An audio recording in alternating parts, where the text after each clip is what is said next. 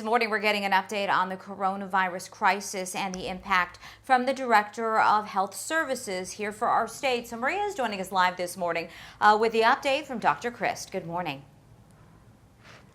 Good morning. Yes, we are here at the Arizona Department of Health Services in downtown Phoenix. We know daily at 9 a.m. we get those new coronavirus numbers. Dr. Cara Christ is with us this morning. What is the update? Because there's something that might surprise people. So this morning we're at 6,716 cases and 275 deaths. What might surprise people is that that was not a change in deaths since Saturday. So no deaths since Saturday. How would you have people interpret that number? Is that a good sign? So we always watch during the weekend and kind of look at our Monday, Tuesday numbers before getting too excited because weekend numbers tend to be a little bit lower. So what you're trying to say is that there could be a spike tomorrow or Tuesday, and that this number not moving anywhere doesn't mean that we are starting to see us drop or decline. Drop at all? Right, so we'll continue to monitor. We may pick up and go back up to the level that we've been at recently, or it could be a decline. It's always hard to tell until after you're past it. But is this a positive step in the right direction? I mean, Governor Doug Ducey, again, is supposed to be making the decision in the next 3 days whether or not he's going to extend this stay-at-home order, whether he's going to let it expire, or if he's going to modify it. What is going to be your advice to him as he makes this decision and announcement this week? So we're going to continue to look at the data and see what Monday, Tuesday, and Wednesday bring, because ultimately he'll need to make a decision by Thursday or Friday.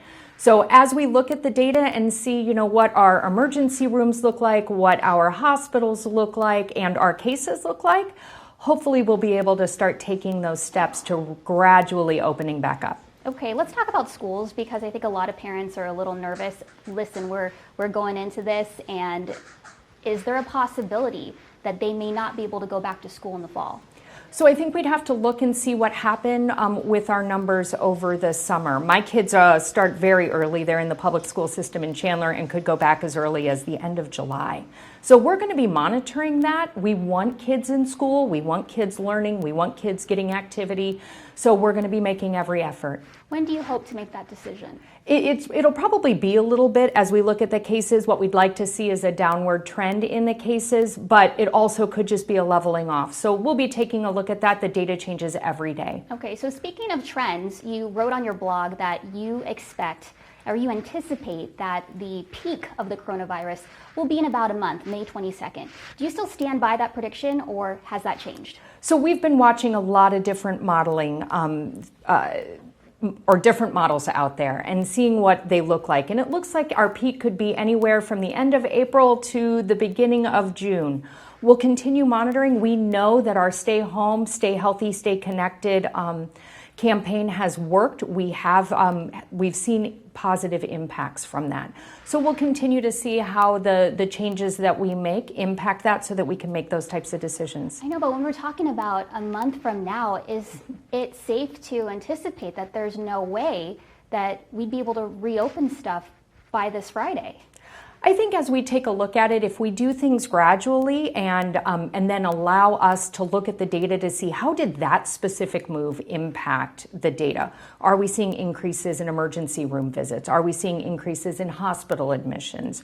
Are we seeing big spikes in cases again? We'll be making those types of decisions and determining whether we just hold where we are or if we take another step forward. But what do you have to say to people who want to know now and that they can't afford to wait until Wednesday or Thursday? Some people have to pay rent or their mortgage by Friday, some of them not getting their stimulus checks. What do you have to say to those people who are struggling extremely right now?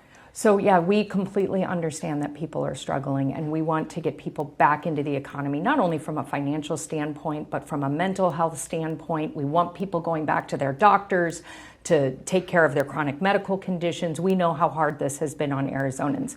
What we would say is we have made positive impacts. We would like to keep those impacts going. And so to hold tight for just a couple more days. Okay, so you just heard it from Dr. Cara Christ herself. She is asking for everybody to be patient. Again, the headline this morning, 275 coronavirus deaths across the state. That has not changed since Saturday, but it is too early to look at that in a very positive light. light because they're still waiting to learn numbers Monday and Tuesday. So many questions that we didn't get a chance to ask you. So thank you so much for your time, and hopefully we will meet again and get an answer about if the state will start to slowly reopen by this Friday. Back to you.